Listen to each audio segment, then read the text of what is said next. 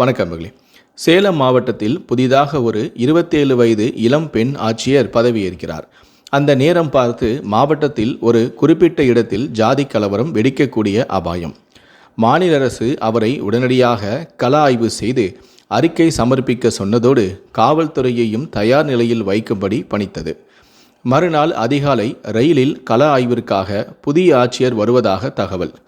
அரசு முறைப்படி அவரை மரியாதையோடு வரவேற்று விருந்தினர் மாளிகைக்கு பாதுகாப்பாக அழைத்துச் செல்லும் பொறுப்பு டிஎஸ்பிக்கு வழங்கப்பட்டது.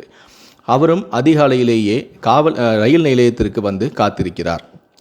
பத்திரிகை நிருபர்களும் அதிகாலையிலேயே அங்கு வந்து காத்திருக்கிறார்கள். அதில் ஒரு ரகசியம் இருப்பது சில மூத்த பத்திரிகையாளர்களுக்கு மட்டுமே தெரியும்.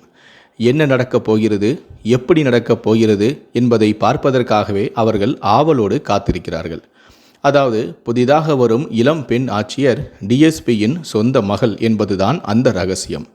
இருவரும் அப்போதுதான் முதல் முறையாக பொது இடத்தில் அரசு முறையில் சந்திக்கிறார்கள். டிஎஸ்பி தன்னுடைய சொந்த மகளை எப்படி அரசு மரியாதையோடு வரவேற்கிறார் என்பதை காண அந்த நிருபர்கள் மத்தியில் பெரும் ஆவல் பரபரப்பும் ஏற்பட்டிருந்தது. வண்டியிலிருந்து ஆட்சியர் இறங்கியவுடன் அரசு முறைப்படி டிஎஸ்பி விரைப்பாக நின்று சல்யூட் செய்து அவரை அழைத்துச் சென்று அரசு வாகனத்தில் அமரச் செய்ய வேண்டும். ஆட்சியர் அவர் தூக்கி வளர்த்த பிள்ளை என்பதை மறந்துவிட வேண்டாம். சொன்ன நேரத்தில் ரயிலும் அந்த ரயில் நிலையத்திற்கு வந்து நின்றது. ஆட்சியர் வண்டியிலிருந்து இறங்குகிறார். உடனே டிஎஸ்பி விரைப்பாக நின்று ஒரு சல்யூட் வைக்கிறார். ஆட்சியரும் சிரித்துக்கொண்டே அரசு மரியாதையை ஏற்றும் கொள்கிறார். ஆட்சியரை அப்படியே அழைத்துச் சென்று அரசு வாகனத்தில் அமரவும் வைக்கிறார். வாகனம் நகர்கிறது. அப்பா மகள் இருவரின் கண்களிலும் கண்ணீர். அது ஆனந்த கண்ணீர். சூழ்நிலையை தெரிந்து கொண்ட நிருபர்கள் டிஎஸ்பியை சூழ்ந்து கொண்டு ஆவலாக கேட்கிறார்கள், உங்கள் உணர்வுகள் இப்போது எப்படி இருக்கிறது என்று. உடனே டிஎஸ்பி விவரிக்க முடியவில்லை. இருந்தாலும் அவள் என்னுடைய மகள் என்பது வீட்டில்தான். இங்கே அவர் ஒரு ஆட்சியர். நான் அவருக்கு பணிபுரிய நியமிக்கப்பட்ட போலீஸ் அதிகாரி, அவ்வளவுதான் என்கிறார். இதைதான் திருவள்ளுவர் திருக்குறளில் தந்தை மகற்காற்றும் நன்றி அவையத்து முந்தி இருப்ப செயல் என சொல்லியிருக்கிறார். அவர் தன் கடமையை செய்துவிட்டார். ஆட்சியரை விருந்தினர் மாளிகையில் சந்தித்தபோது மூத்த நிருபர் ஒருவர் இதே கேள்வியை அந்த ஆட்சியரிடமும் கேட்கிறார், உங்களுக்கு எப்படி இருந்தது என்று. இதற்கு பதிலளித்த ஆட்சியரோ, ஒரு வினாடி எனக்கு தடுமாற்றமாக தான் இருந்தது. ஆனால் இங்கே இப்போது நான் ஆட்சியர். தனிப்பட்ட உறவுகளுக்கு இடமில்லை.